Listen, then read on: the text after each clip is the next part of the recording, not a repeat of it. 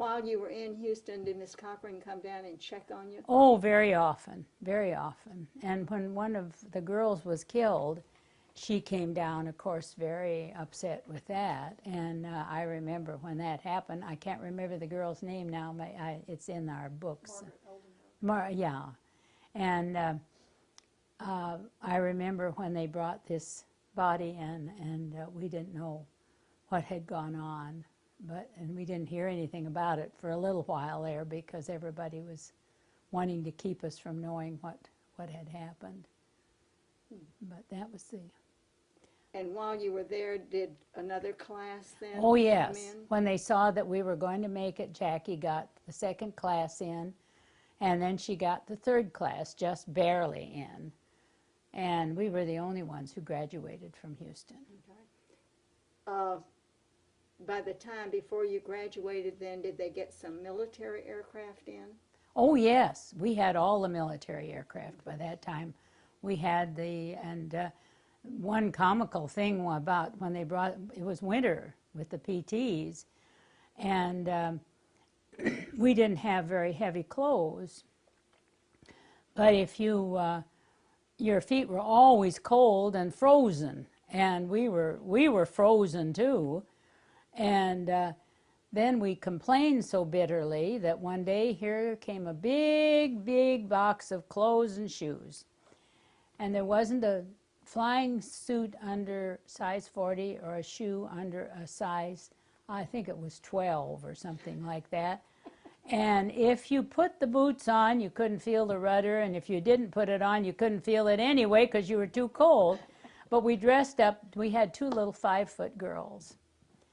And we dressed them up, and it was a riot, really. We didn't, but we got our clothes, but there were a lot of interesting things that happened there, but we tried to do our best to make it. But no, we flew all the ones they brought in.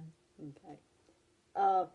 In addition to the flying training you got, did you get also some ground school training? Oh, a lot of it. And we particularly had to know our Morse code, of course, because in those days, as you know, there wasn't any VOR station, or you had to watch for a place where you could listen to the Morse code when you got close to an airport. And those instructors, were they Army, Air Force, or civilian? Oh, yes, well, except for the few civilian they brought in. They did bring in some civilians who were very nice to us. What was the most difficult ground school course for you personally? I don't think any of them were particularly difficult that I remember. Meteorology was easy, and it seemed to me all of them were very, very easy. I don't know whether I'd had, because of the college background, or what I had studied in any place that would make it fairly easy. But were you required to have physical training in addition? oh yes, we had one instructor who would get up and take us through every day physical training.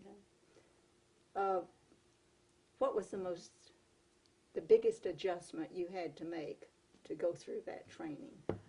I think the biggest adjustment was just knowing that we had to work in order to get through it, that we were always on tenterhooks, more or less, and that they were apt to just say to get rid of us, because did you feel the pressure of having to blaze that trail? Oh, I think all of us felt that pressure, really felt that pressure, because I remembered that letter, and I knew in the back of his mind.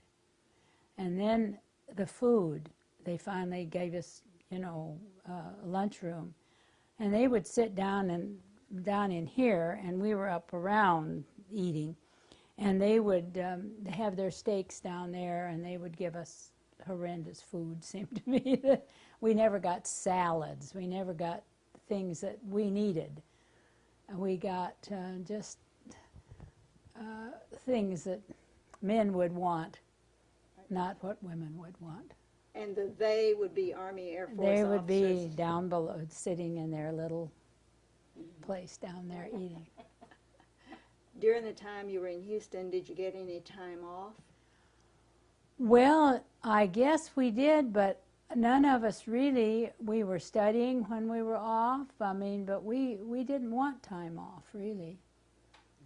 We were, actually, as I recall, we were almost 7 days a week doing something.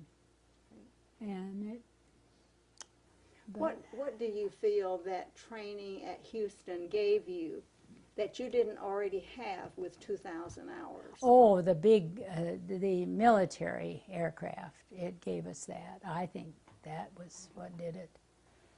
And as far as discipline or any of that?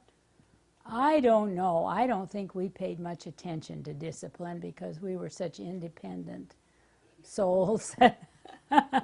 Bird was as independent as anybody, mostly, because, and she wrote our little newsletter, and we every once in a while we just get angry and say, well, we're going on strike for something, and then we get knocked down. So because we didn't get this or we didn't get that, but mostly it didn't. We just were independent, but as independent as we could be.